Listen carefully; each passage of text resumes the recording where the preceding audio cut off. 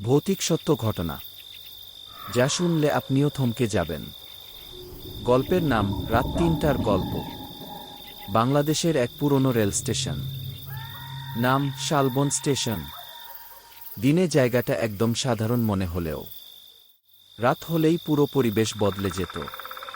কারণ স্থানীয় লোকজন বিশ্বাস করত রাত ৩টায় একটা ট্রেন আসে, যেটার কোনো নাম নেই, কোনো নম্বর নেই। আর সেই ট্রেনে যারা ওঠে তারা আর কখনো ফিরে আসে না। শহরের তরুণ ব্লগার নীল এসব গল্প বিশ্বাস করত না। সে ইউটিউবের জন্য রহস্যময় জায়গা নিয়ে ভিডিও বানাতো।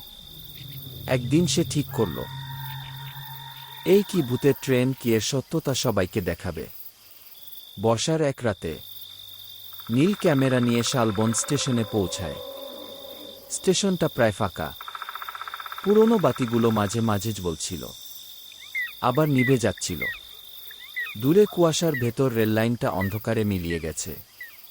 ঠিক তখনই স্টেশনের এক বৃদ্ধ দারোয়ান তাকে দেখে কাপা গলায় বলল, বাবা, রাত ৩টার আগে এখান থেকে চলে যেও। নীল হেসে বলল, আমি ভূতে বিশ্বাস করি না। বৃদ্ধ লোকটা ধীরে ধীরে বলল, যারা বিশ্বাস করত না তারাই আর ফেরেনি। রাত বাড়তে লাগল। সময় তখন ২টা ৪৫। চারপাশ একদম নিস্তব্ধ। হঠাৎ দূরে ট্রেনের হুইসেলের শব্দ শোনা গেল। কিন্তু অদ্ভুত ব্যাপার হলো, রেললাইনে কোনো আলো দেখা যাচ্ছিল না। শুধু কুয়াশার ভেতর থেকে ধীরে ধীরে একটা কালো ট্রেন বেরিয়ে এলো। ট্রেনটার গায়ে কোনো নাম নেই, সব জানালা কালো, ভেতরে কিছুই দেখা যাচ্ছিল না। ট্রেনটা ধীরে ধীরে স্টেশনের সামনে এসে থামল।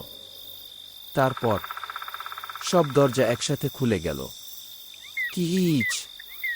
নীলের বুকের ভেতর কেমন অদ্ভুত ভয় কাজ করতে শুরু করল।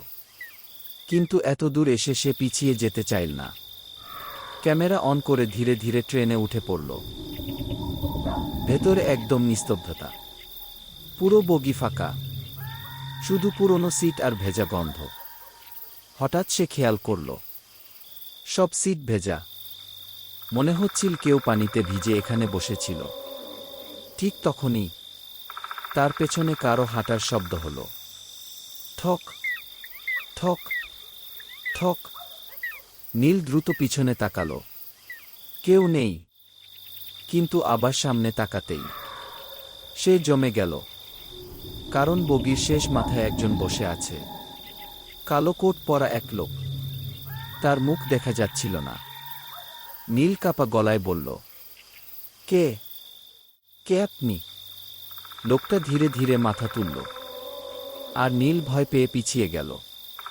কারণ লোকটার কোনো চোখ ছিল না, শুধু অন্ধকার।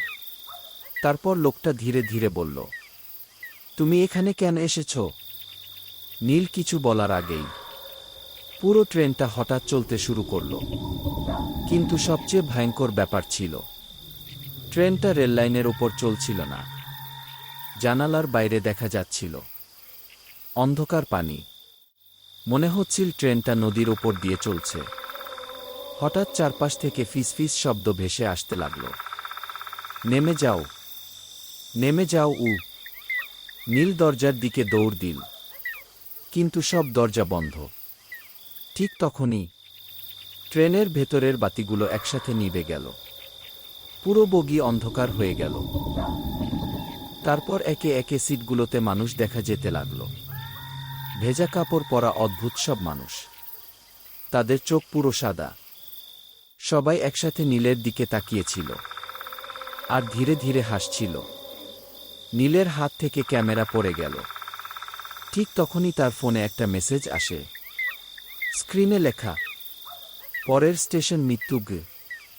হঠাৎ সেই চোখহীন লোকটা নীলের একদম সামনে এসে দাঁড়ালো। তার ঠান্ডা হাত নীলের কাঁধে, আর কানে ফিসফিস করে বলল, এই ট্রেন থেকে কেউ নামে না। হঠাৎ ট্রেনটা প্রচণ্ড ঝাঁকুনি দিল। নীল দরজার পাশে ছিটকে পড়ে গেল। আর তখনই দরজাটা একটু খুলে যায়। সে কোনোভাবে লাফ দিয়ে বাইরে পড়ে যায়। পরদিন সকালে লোকজন রেললাইনের পাশে অচেতন অবস্থায় নীলকে খুঁজে পায়, কিন্তু তার ক্যামেরায় যা পাওয়া গিয়েছিল তা দেখে সবাই ভয় পেয়ে যায়। ভিডিওতে দেখা যাচ্ছিল নীল একা না, তার পিছনে দাঁড়িয়েছিল অসংখ্য সাদা চোখের মানুষ। আর ভিডিওর একদম শেষে ক্যামেরার সামনে সেই চোখহীন লোকটা এসে বলেছিল, রাত ৩টার ট্রেন আবার আসবে গি। বন্ধুরা, গল্পটা কেমন লাগলো? যদি ভালো লেগে থাকে তাহলে অবশ্যই লাইক, কমেন্ট এবং শেয়ার করবেন। আর এমন ভৌতিক গল্প শুনতে চ্যানেলটা সাবস্ক্রাইব করে রাখবেন।